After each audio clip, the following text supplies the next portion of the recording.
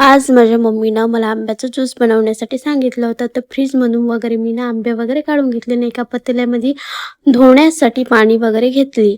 तर मी त्याला स्वच्छ धुण्यासाठी एका पातेल्यामध्ये पाणी वगैरे घेतले ना. हा आहे आंबा. तर आपण धुवून घेऊया पहिले आणि मग आपण आंब्याचा ज्यूस वगैरे बनवूया.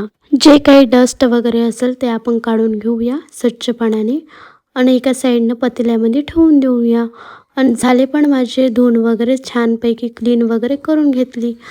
ऑलरेडी मी सिलून वगैरे घेतली आणि मिक्सरच्या भांड्यामध्ये टाकून घेतली, कारण हातानं जर केली असती तर खूप घाण. गॅसवर वगैरे मी उकळायसाठी पाणी वगैरे मांडलं होतं, उकळून पण झालं होतं पाणी आणि त्याच्यामध्ये मी सेवया वगैरे टाकली होती, कारण की आम्ही आंब्याच्या रसासोबत खातो ना हे सेवया.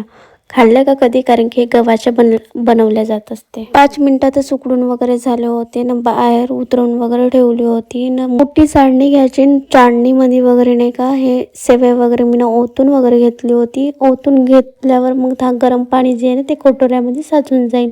पाणी पूर्ण बाहेर वगैरे निघून घेतला ना. प्लेटामध्ये मी सेवया वगैरे घेतले ना, आंब्याचा ज्यूस वगैरे घेतला. कसे वाटले माझे सेवया? आजच्यासाठी एवढंच फ्रेंड, कारण की नेक्स्ट ब्लॉगला आपण भेटूया. बाय.